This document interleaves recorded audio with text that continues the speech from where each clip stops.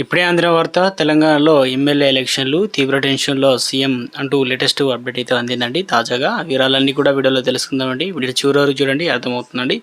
ఎవరైనా సరే channel subscribe చేయకుండా చూసినట్లయితే వెంటనే మన ఛానల్ సబ్స్క్రైబ్ చేసుకోండి.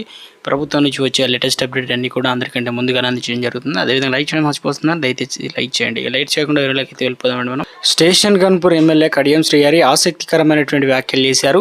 ఎమ్మెల్యే అనర్హత పిటిషన్ సుప్రీంకోర్టులో ఉందన్నారు. న్యాయస్థానం తీర్పు ఎలా వచ్చినా శిరసా వహిస్తానని మనసులోని మాట బయటపెట్టారు. ఒకవేళ ఉప ఎన్నికలు వస్తే ఎదుర్కోవడానికి తాను సిద్ధంగా ఉంటానని వ్యాఖ్యానించారు. ఈ విషయంలో పారిపోయే పరిస్థితి అస్సలు లేదని కుండబద్దలు కొట్టేశారు. వరంగల్లో ఆదివారం ఉదయం మీడియాతో మాట్లాడిన కడియం శ్రీహరి బీఆర్ఎస్ నుండి వెళ్లిన వారిపై కేటీఆర్ తీవ్ర విమర్శలు చేయడంపై ఏదైతే మండిపడ్డారు. తమను అనే ముందు ఒకసారి బీఆర్ఎస్ వెనక్కి తిరిగి చూసుకోవాలన్నారు. 10 ఏళ్లలో 36 మంది ఎమ్మెల్యేలను పార్టీలోకి తీసుకొని మంత్రులుగా చేసింది మీరు కాదా అంటూ ప్రశ్నించారు. ఫిరాయింపులు ప్రోత్సహించి రాజకీయ పార్టీలను అసెంబ్లీలో లేకుండా చేసింది ఎవరని సూటిగా ప్రశ్నించారు.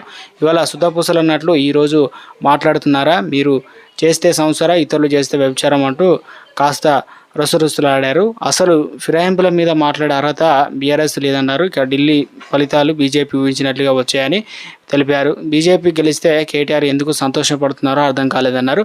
ఢిల్లీలో ఆ ఓటమికి బీఆర్ఎస్ కారణమన్నారు.